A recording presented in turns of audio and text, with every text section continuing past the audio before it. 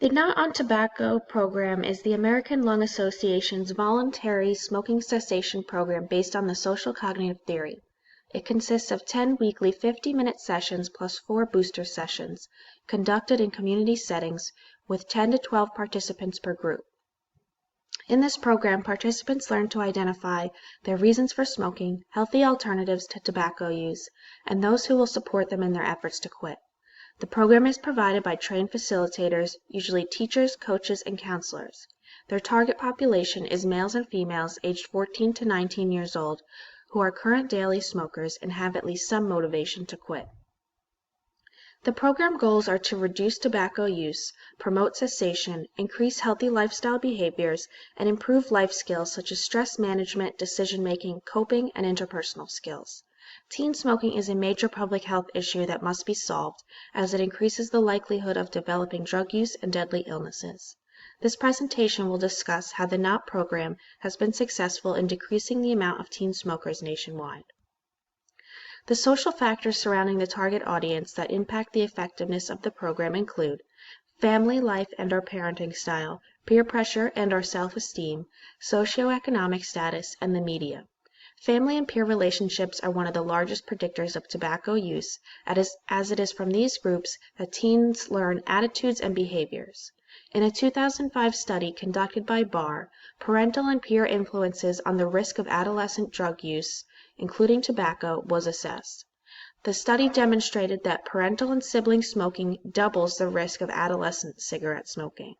Also, the number of close friends who smoke is the strongest predictor of adolescent smoking. In a similar study, it was found that parental responsiveness reduces smoking by strengthening the child's self-esteem.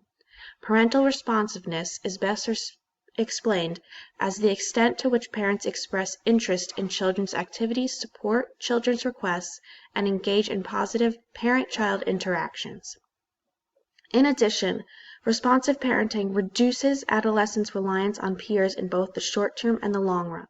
Increasing parental responsiveness leads teens to rely less on their peers for consumption standards.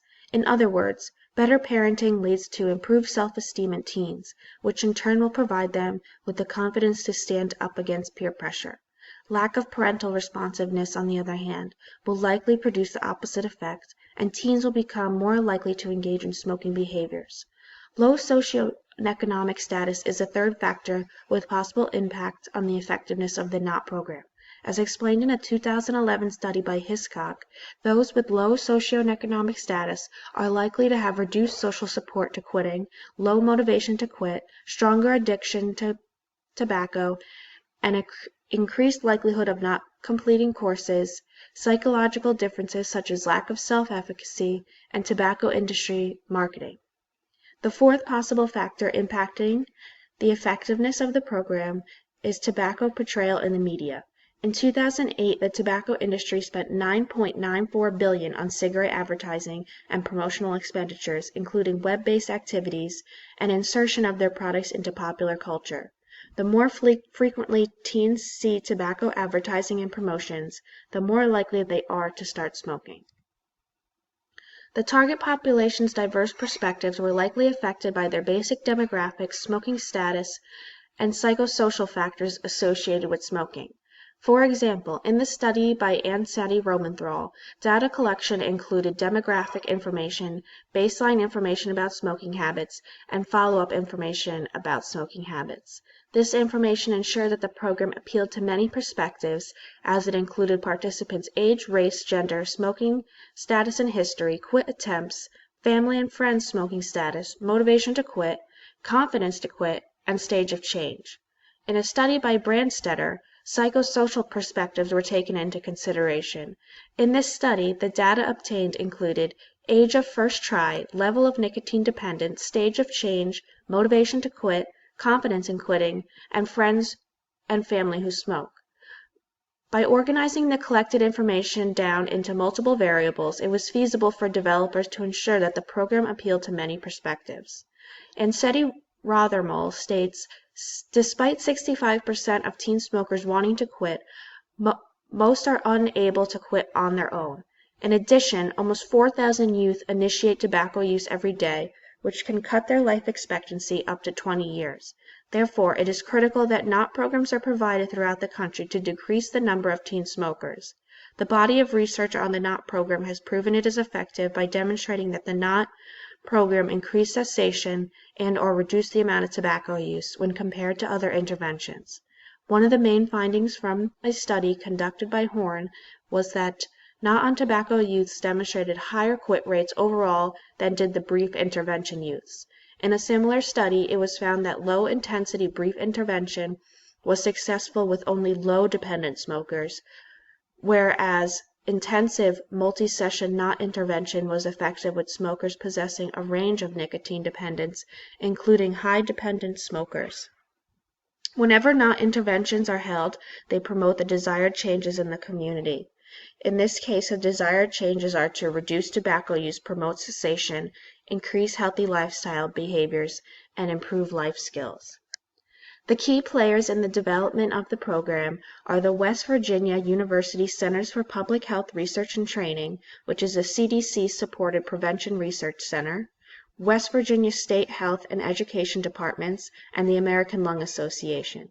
These three teams work together to develop the initial NOT program. The American Lung Association organizes programs, provides NOT facilitator training, funds the NOT program with a grant. The Prevention Research Center provides scientific oversight, technical assistance, data management, and evaluation, and takes the lead on reports and publications. Public health professionals involved in the fruition of this program likely included scientists for oversight of data and evaluation, and public health educators and researchers in the development and implementation of the program. External stakeholders in the program included school health professionals, faculty, and students. School health professionals and faculty were not on tobacco trained facilitators. Students were daily smokers between the ages of 14 and 19 years who had at least some desire to quit. Faculty and students were involved to provide important data and feedback from the programs. Schools were the main resource used to implement the program, as it was the best setting to reach the most teens. Schools were also able to enforce tobacco-free environment policies, as well as provide services for students and staff interested in quitting. The program was funded by the CDC. Schools interested in participating in the program applied for grants. Fortunately, there are not many ethical concerns with the program, as it has proven to be effective by the National Registry of Effective Programs. Also, the American Lung Association has adopted it as a national best practice model. Given its effectiveness, the CDC assumes that 1 of every 6 participants quits smoking as a result. In this program, there is not much risk to the individual or the community, as participation for facilitators and students is voluntary. The only potential improvement would be to increase the percentage of teen smokers who quit after receiving the program. As more studies are conducted, researchers will continue to gain knowledge on how to better approach teens based on their background, traits, environment, etc., leading to improved program outcomes. Continuous efforts in reducing the amount of teen smokers will only improve the health of the community in the long run. The tobacco industry is an opponent to the NOT program, as they have opposite goals. The tobacco industry works to increase the amount of teen smokers, while the NOT program works to decrease the amount of teen smokers. Tobacco companies spend more than $10 billion a year in promotions, with teens being one of their main targets. Teens are referred to as the replacement group, as they are needed to make up for the 443,000 American tobacco users lost each year from tobacco-related causes. Social influence, as explained previously, has a major impact on a teen's likelihood of initiating smoking.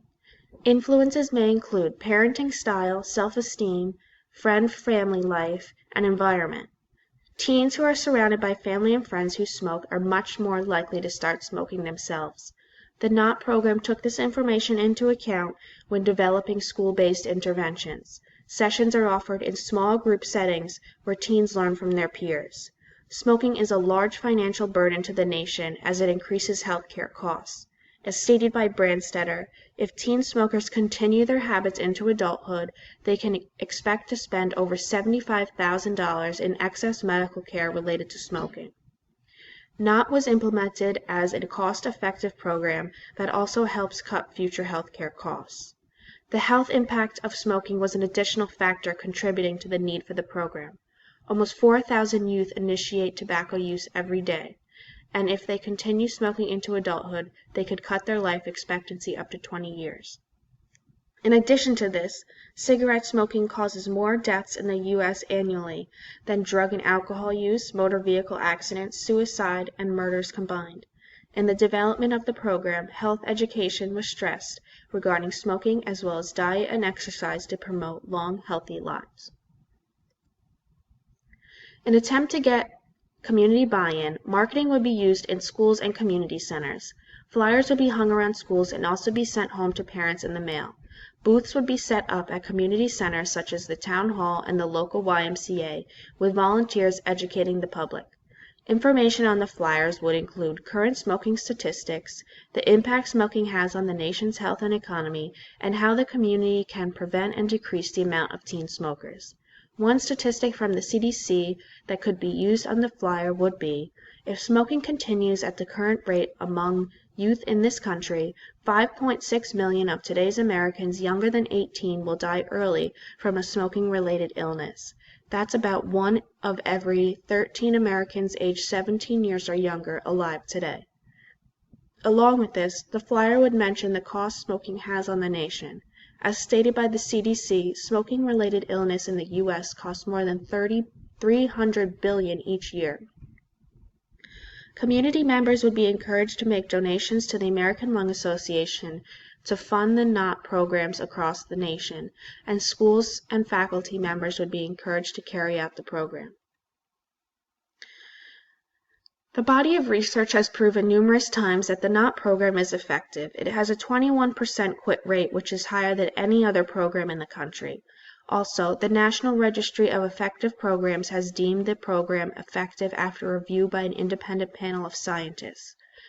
The NREP has also added NOT to its list of model programs on the Substance Abuse and Mental Health website.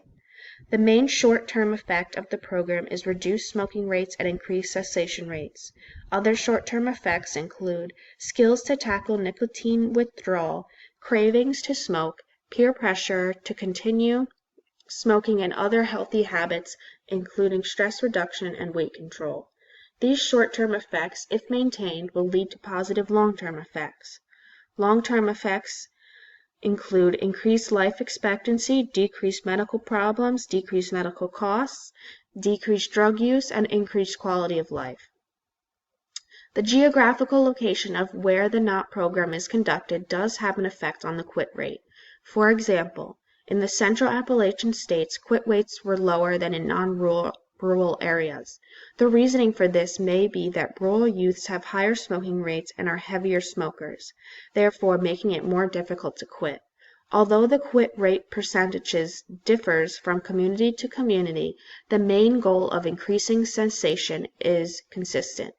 In conclusion, regardless of the geographical location, the NOT program has proven to provide positive results, thereby deeming it a successful program.